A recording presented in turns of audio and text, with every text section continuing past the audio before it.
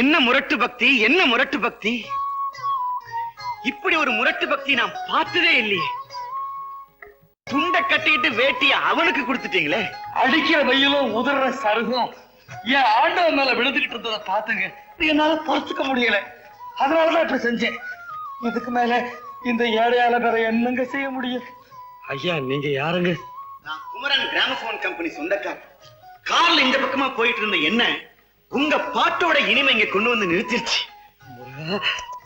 ஆஹா, என்ன குரல், என்ன இனிமை, என்ன ஞானம்! ஐயோ, நீங்க சொல்ற மாதிரி எனக்கு ஒண்ணுமே தெரியாதுங்க. ஆண்டவனை பார்த்தேன், வாய்க்கு வந்தபடி என்னையும் அறியாம ஏதோ கத்துனேன். இருக்கலாம், ஆனா பல வருஷங்களா சாதகம் பண்ற சங்கீத வித்வான்களை போல ஞானத்தையும் குரலையும் அந்த ஆண்டவன் உங்களுக்கு கொடுத்திருக்கான். உங்க பாட்டுக்களை இசைத்தட்டுக்களை வெளியிட்டா நிறைய பணம் கிடைக்கும். என்ன சொல்றீங்க?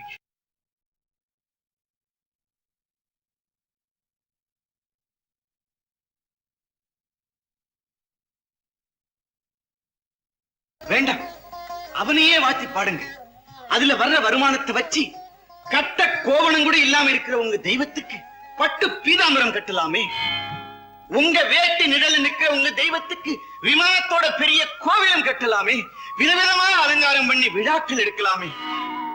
அதுக்காகவாவது நீங்க பாடலாமே. ஐயா, என்ன சொல்றீங்க? ஐயா, கொஞ்சம் அவகாசம் கொடுங்க. நல்லா யோசனை பண்ணி ஒரு முடிவுக்கு வாங்க. இதுதாங்க என் விலாசம். நீங்க எப்ப வேணாலும் வந்து பார்க்கலாம். சரி ஐயா, வரட்டுங்களா? கண்டிப்பா வாங்க. முருகா, உன் முடிவு என்ன ஐயா? சொல்லு. எழுந்துறப்பா.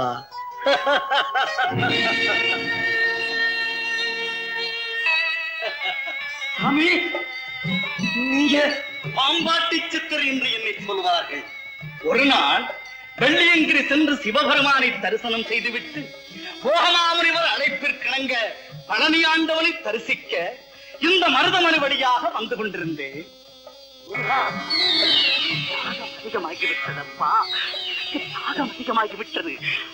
நான் மறந்து விட்டது. முருகா, என்ன தேவை? தண்ணீர், தண்ணீர், தண்ணீர் முருகா!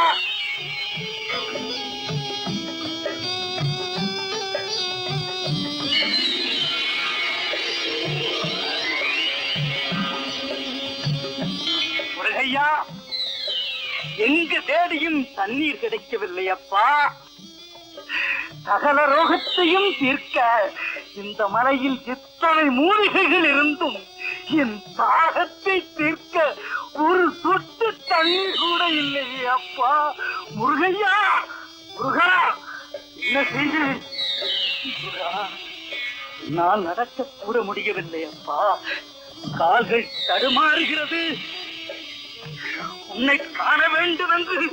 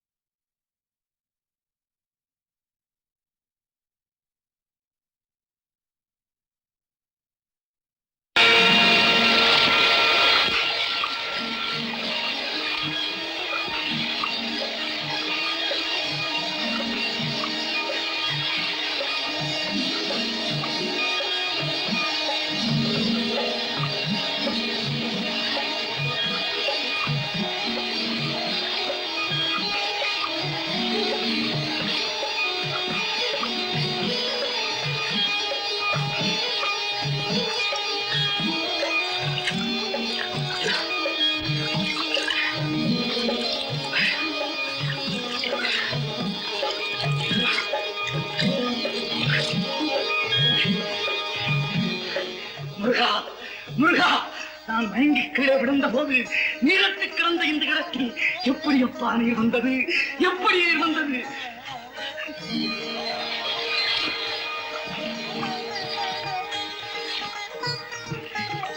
முருகா, முருகா, உன்னை என் நெஞ்சிலே நினைத்த மாத்திரத்தில் என் தாகத்தை தீர்ப்பதற்காக நீரை உறிஞ்சி வேரிலிருந்து நீரை கொடுத்த உன் பெருமையை தெரிந்து கொண்டேன் முருகா. உன் பெருமையை தெரிந்து கொண்டேன். இந்த மருதமலையின் மகத்துவத்தை புரிந்து கொண்டேன் முருகா, புரிந்து கொண்டேன். இங்கிருந்து போகவே மாட்டேன். இங்கிருந்து போகவே மாட்டேன். அன்று முதல் நான் இங்கேயே தங்கினேன். நான் அறிந்த இந்த மருதமலையின் மகத்துவத்தையும் பெருமையையும் இந்த நாட்டு மக்கள் எல்லாம் அறிய வேண்டும் என்பதற்காக போகமாமுனிவர் பழனியில் முருகன் சிலை அமைத்தது போல இந்த சிலையை இங்கே நான் அமைத்தேன்.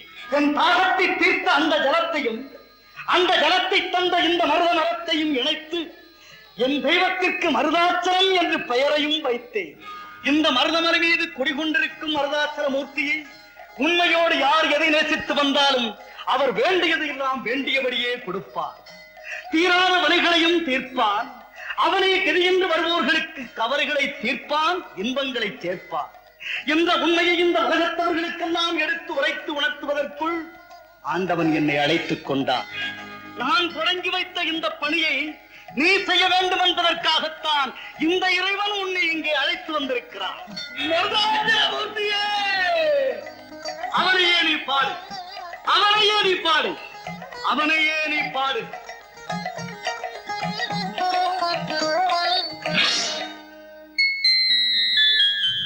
சாமி பாடு, பாடு சாமி, பாடு சாமி, நான் பாடு சாமி, பாடு சாமி, பாடு சாமி.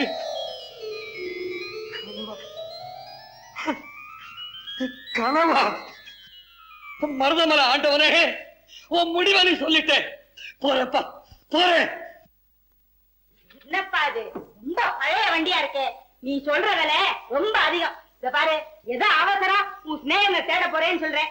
அதனால வேணா 150 ரூபா தரேன். இஷ்டம் இருந்தா வாங்கிக்க, இல்லன்னா வேற இடம் பாத்துக்க.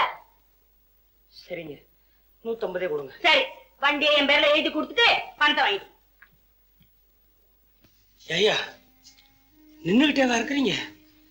இந்தாங்க ஐயா, உங்களுக்கு சேர வேண்டிய வாடகை பணம். என்னப்பா அது?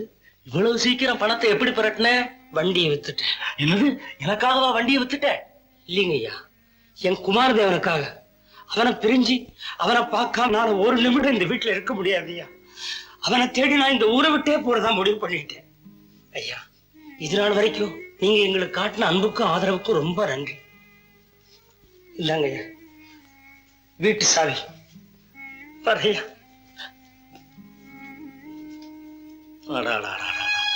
நட்புன்னா இப்படி இல்ல இருக்கணும்.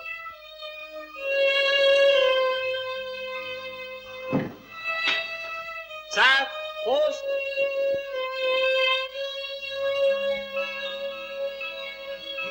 பொண்ணுனுக்கு கடுதாசி வந்திருக்கு.